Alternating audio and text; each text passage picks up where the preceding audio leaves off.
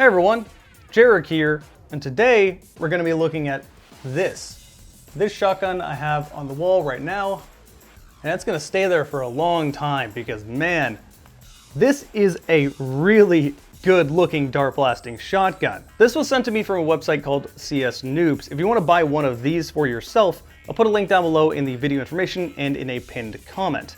Now, full disclosure, it was sent to me for free, but they're not paying me for this review. But I don't think they need to, because man, look at the build construction of this thing.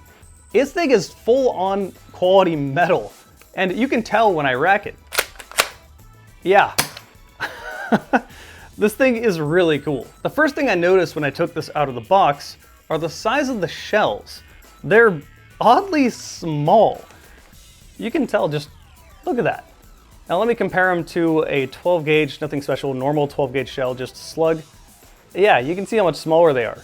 They're also not as thin as a 410. So yeah, I don't know, it's a really, really weird sized shell. It's pretty much exactly half-length dart sized. With that said, these are some really, really good looking shells. They have Remington all over them. They have stuff written on the bottom as well. It's not just the all plastic piece, it's metal at the bottom, plastic shotgun shell, like you would expect. They give you 5 shells that hold regular half-length darts, and then they also give you 5 more that have this plastic insert, and you can take this out if you don't want this in here, but this is made for these smaller darts. So for example, you could load in multiple of these into one of these so it fires like an actual shotgun.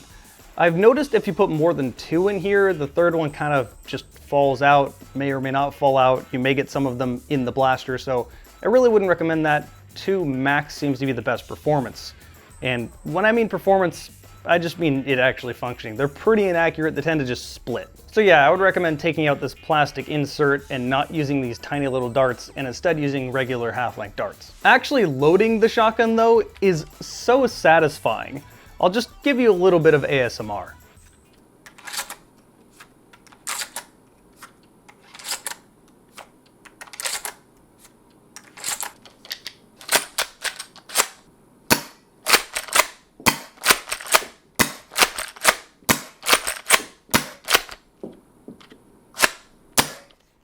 Yeah, with all the metal in this, it's just a lot higher quality. It doesn't have that will it jam, will it not, the sort of gummed up pump that a lot of other ones do.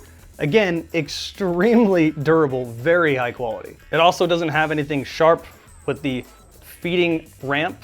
It's just smooth reloading. Out of the box, this comes with a lot of different stuff. It comes with this side piece to put the shotgun shells on. It comes with a laser, or that's a flashlight. The one on the bottom is a proper laser, and I mean they're pretty good. They actually function like you would instead of just one of the cheapo ones that you usually get with dart blasters. It also comes with this little strap underneath to load more shotgun shells in here, and it'll come with an optional piece up front if you don't want a sharp, let me see if I can get a good angle on this so you guys can really see it. Yeah, so if you don't want this sharp piece on there, there's a more squared off one. Oh, and of course, there's just rails all over it. Big top rail on this side, rail on this side, rails on that side. Put whatever you want on this thing. This optic didn't come with this shotgun. It doesn't come with an optic, and this is kind of crappy compared to the rest of the blaster, but I just thought it looked good. Okay, so this thing's a looker, but how does it perform? Well, let's chrono it. All right, first chronoing with Dart Zone Max Ruby darts.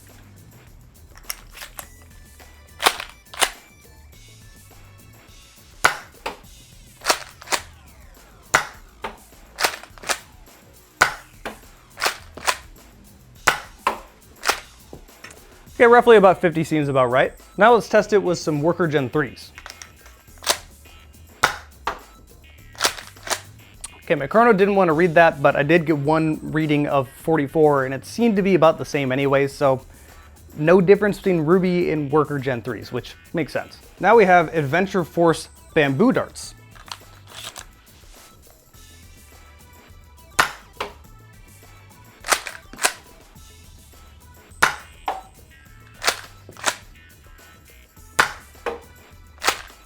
Again, my Chrono was not wanting to work with me, but they seem to be shooting the same, and we also got a reading about the same. So that's actually surprising to me because bamboo darts usually shoot harder. However, I did notice the bamboo darts weren't making a perfect seal in the shell, so perhaps it shouldn't be too surprising. Now I got to load it up with one 50 cal sized foam ball.